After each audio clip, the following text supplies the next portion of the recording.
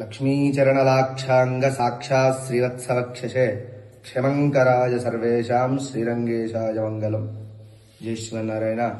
మన శ్రీరంగాపురం రంగనాయక స్వామివారి దేవస్థానం, శ్రీరంగాపురం గ్రామం అండ్ మండలం, వనపర్తి జిల్లా, మహబూబ్ నగర్, పాత మహబూబ్ నగర్ జిల్లా. ఇక్కడ స్వామివారు స్వయంభూమూర్తి, ఎవరూ చెక్కిన మూర్తి కాదు. 1540కి పూర్వం వనపర్తి సంస్థానాధీశులకు కులదైవం రంగనాథ స్వామి. ప్రతి సంవత్సరం శ్రీరంగం వెళ్ళి స్వామిని దర్శనం చేసుకుని వచ్చేవారు.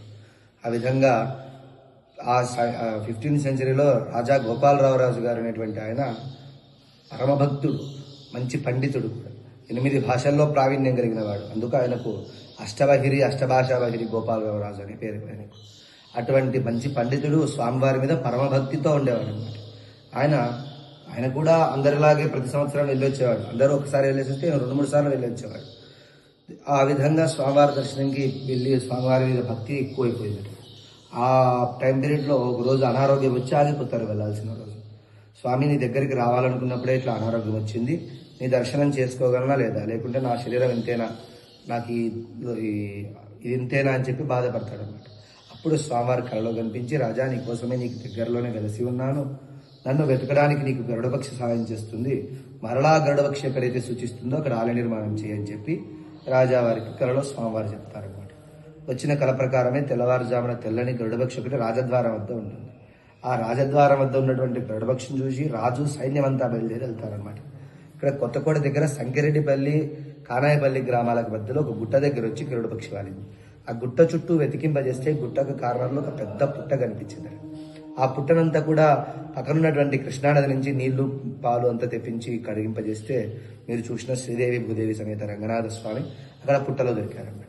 అక్కడే ప్రతిష్ఠ చేయాలని సిద్ధమవుతున్నప్పుడు గరుడపక్షి అక్కడ కాదని చెప్పి ఈ స్థానాన్ని చూపించింది. అందుకు ఈ కొండకి గరుడాద్రి అని పేరు. స్వామిని అక్కడి నుంచి ఇక్కడ రావడం వల్ల గ్రామానికి శ్రీరంగాపురం అని పేరు వచ్చిందనమాట. 1540లో స్వామివారి ప్రతిష్టాపన చేయించారు.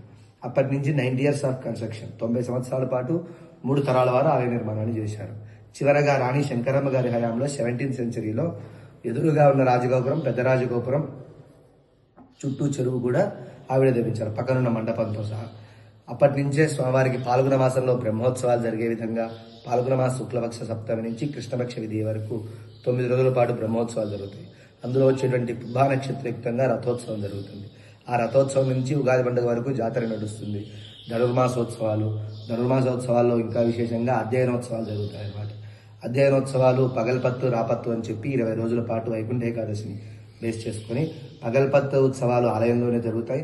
రాపత్తు ఉత్సవాలు 10 రోజుల పాటు ఉత్తర ద్వార దర్శనంతో పాటుగా అక్కడ పక్కన ఉన్నటువంటి మండపంలో, అధ్యయనోత్సవ మండపంలో స్వామివారికి ఈ నాలాయన ప్రబంధాన్ని స్వామివారికి విన్నవించడం జరుగుతుంది అనమాట. స్వామివారి జన్మ నక్షత్రం రేవతి నక్షత్రం. ప్రతి